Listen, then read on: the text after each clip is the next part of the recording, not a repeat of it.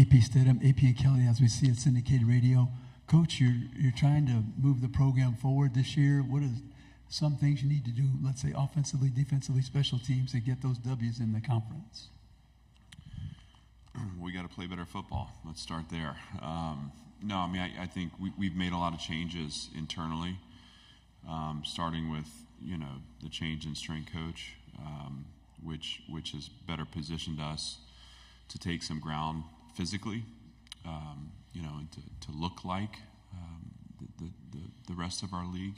That's really exciting. Our players draw confidence from that too. And so they can sense a difference, and there's a different synergy in our building because of the work they're putting in and the results they're seeing that way. As far as, what we need to do, offense, defense, special teams, I think we performed in our special teams unit at a high level, that we've positioned ourselves well in that way. Offensively and defensively, it's about playing more complementary. And offensively, we had a run of turnovers in the middle of our season in a 3-game stretch, starting with UNLV. We turned the ball over 10 times. 4 of those went back for touchdowns. I think another 3 set up possession inside the 15. And so that's not going to be a formula for us to be successful. So offensively protecting the ball, establishing a run game. Again, we went from 19th in the country in 2022 to 97th, I think, in 23 in time of possession. That's not a recipe for success. So reclaiming that ground in the run game, and then obviously finishing with touchdowns in the red zone be important. Defensively, it's eliminating explosive plays. We gave up too many of those a year ago. And in our third down performance, we got to get the ball back to our offense. Thought we did a decent job attacking the ball last year and generating some turnovers. That's always going to be a focus for an elite defense, and so that's something we want to do well also. Right side, second row. Jesse Doherty from the Washington Post. Clark, in the NIL era, when you get a verbal commitment from a high schooler, how much do you have to keep recruiting that player because of how much is going on? And is it really different from maybe 4 or 5 years ago before the NIL era began? I don't know that. I don't know that the NIL era has changed the nature of verbal commitments.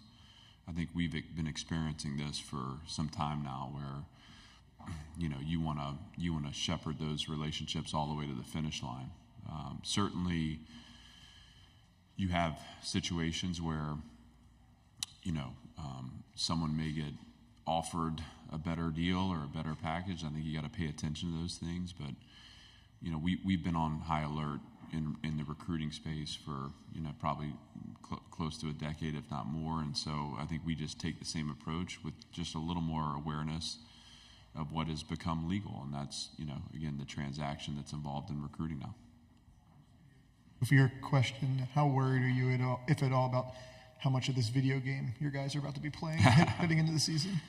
Well, I know 3 of them that aren't going to get to it until later, which is a good thing because they're here with me. If it were me, I'd be playing that game. So they're going to play it, and I think we gotta make sure. And listen, we message this all the time. It's there's always sacrifice in what we do, which includes that there's a time where we have to turn it off and go to bed and get up the next morning and get ready to go to work. What I know is the work that they're going to meet in that weight room is going to demand a lot of them, and so if they're not ready, we will know. I do want them to enjoy it, though, because, I know I would be. And, I on a side note, just let's celebrate the return of this game. It's a great thing. And so it's another way for fans to connect with our sport.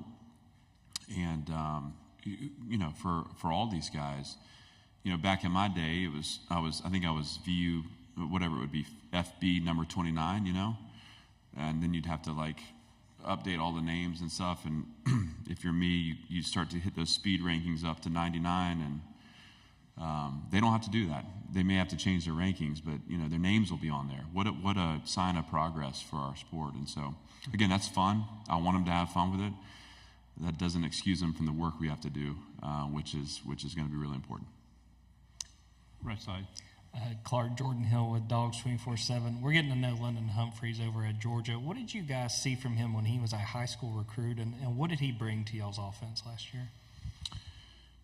Oh, I got a ton of respect for London and his family, and super excited for him, and he's a great person, and he's got a great future ahead of him.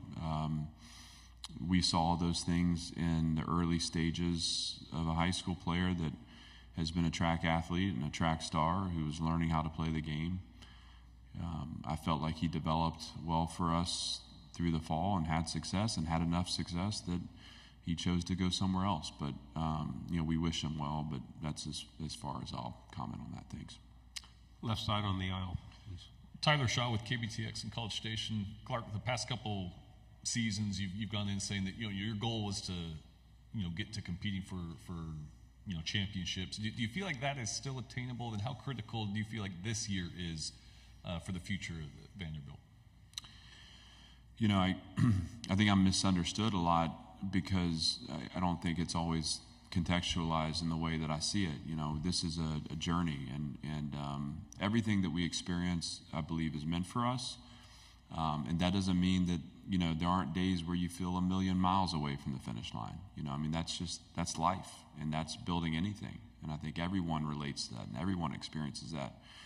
The point for me is that our North Star, our aiming point is winning. It's sustaining winning, and it's competing for championships.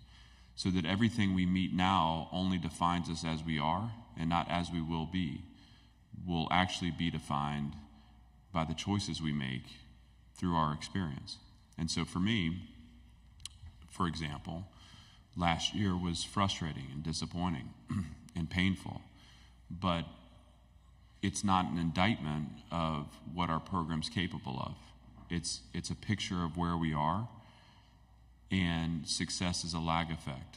So what's important is we take that knowledge and we redirect it in decisions that move us forward towards our goal. And again, the goal is to win.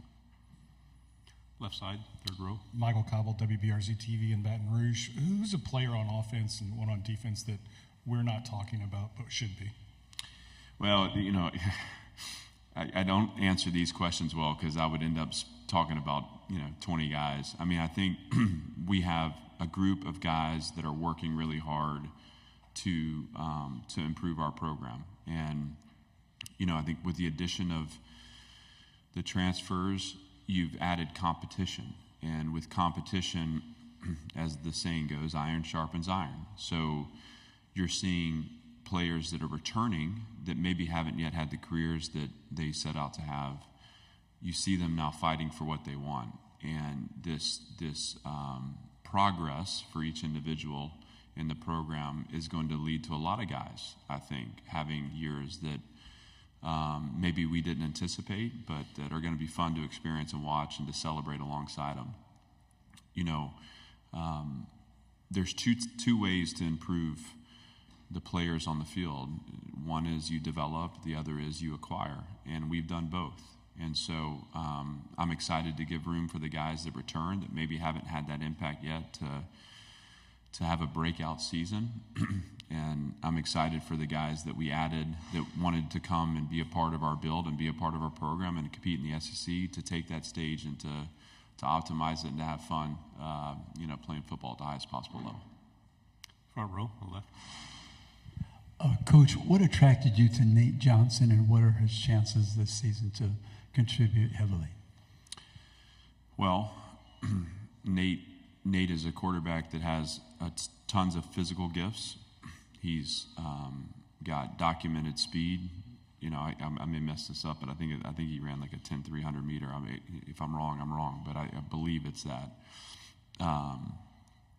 He is he's smart. He's got arm talent, and I've seen him perform in big stages at a high level. All those things are appealing. He'll compete for the starting job just like the rest of the guys will, and What I need from him is to continue to grow and continue to get better. But it's been fun to watch him out there. It's been fun to watch him find progress and find his footing in the system. And obviously, I expect he and Diego to go at it, and Blaze and Drew Dickey and the freshmen we've added. It'll be a fun competition. But I want to put a lot of pressure on Tim to put the best 11 on the field and to maximize the product we put out there. And I know Tim's excited to have all these guys as available options for him to field a great offense. On the aisle, on the right. Hey, Coach, Bruce Marshall at WHBQ Memphis. I want to go back to Coach Kill for a second because I've been a big fan of his for years too. But I swore after last season he was retired for good, and then it seemed like he was. And then I hear that he, lined up with you, and I thought, wow, what a hire. I mean, how did you have to convince him out of being retired, or how did that all come about? Well, I have a ton of respect for Jerry also, and I think as a young coach, I followed his career, and I kind of aspired to do some of the things that he's done, to build programs in places where it's been challenging. And I've gotten to know him a little bit in passing, but always paid attention to what he was doing. When I interviewed Tim Beck and made the decision to hire him as offensive coordinator, I knew it was a possibility that Coach Kill was going to retire from being a head coach. And obviously, like any competitor, and any good recruiter, I wanted to position myself to sell Nashville. And it just so happens he's got a granddaughter that lives nearby, which is a great in. And he's a good family man, and he wanted to be able to spend time around his granddaughter. And I think also Coach Kill and I connect in so many ways. Philosophically, in our approach, I like to give him a hard time because he's a little bit older than me, but there's just, I think, a mutual respect. And also, I come at him with the approach of, like, I need you to come help me. I need to lean on your experience, and I want you to, I believe in so much of what we're doing, but to have someone who has that level of success and experience, it builds confidence in all of us. And so he and I have formed a special relationship, and I feel privileged to have him as a part of our staff. I lean on him every day. He makes me better, and he makes us better. And, I'm excited to go at this thing with him. Any other questions? We have a couple minutes. Is the city of Nashville a strong recruiting tool for you? And then does it also present concerns that it offers so much when you have men that age? It is an excellent place to recruit to. It's a and again we're an exception in a lot of ways with respect to there's so many college towns, but we are one of the fastest growing cities in the world, and a place where you can train in the summer but also intern at a Fortune 500 company and not miss any days. So I think that's a great advantage. There's also in the NIL era so many resources that surround us that can support our efforts. As far as the distractions that exist, as we were talking earlier about the game, those distractions are everywhere. And so we recruit to the city in all the ways that will support a great experience. We don't recruit to Broadway, and I'm not interested in having guys down on the honky tonk. But I'll also say to you that one of the great traps of becoming a pro is you get this influx of resources in a city with a lot of attention. And so we can learn now in Nashville how to build discipline around your process and how to not get distracted. And those lessons will carry over for our guys when they become pros. Two final questions on the aisle here and then over there. Just what have you seen from the progress of the stadium, and then how much you're looking forward to that being completed? What's kind of the overall atmosphere going to be like with a finally complete stadium to play? Yeah. I'm really glad to not have a scoreboard hanging by cranes. I can start there. I was saying earlier, my view got measurably better when they knocked down the south end, and it's getting measurably worse every day they make progress on that south end. you know, it's exciting because it's change, and we've been desperate for change at Vanderbilt. It's going to improve our game day environment, but it's only the first step. You know, this is not the solution to our progress and to building the program that we want to build. This is the first step, and an important one, and one that sends a signal. But you know, for me and for my position, we can't stop here or feel like it's enough. We got to keep pushing. And what does pushing look like? It means continuing to address facilities so that we don't make any compromises at Vanderbilt football, that we have the best of the best in everything that our kids interact with. It means continuing to push for the resources we need to field the best possible team that we can field. Why? Because football is important at Vanderbilt, and we're here to win. And so I'll look forward to having the north end open this fall. That'll be really neat. I'll look forward to the south end opening for next season. And I'll look forward to all the things that come after this as we continue to build this program that signal the advancement and signal the desire to compete at the highest possible level. Final question. Hey, Coach Bruce from Memphis again. Real quick, just piggybacking on his stadium question, and just curious for me, that's an incredibly valuable piece of real estate that stadium sits on, you know, with all that's going on in Nashville around there. Was there ever any discussion about doing what Pittsburgh did, moving into Heinz Field like they did with the Steelers? You have an NFL stadium in town. There might be a dome coming pretty soon. Was that ever a thought for Vandy to go into the big stadium and move away from campus there? You know, I can't speak to those discussions in the past just because I wasn't around.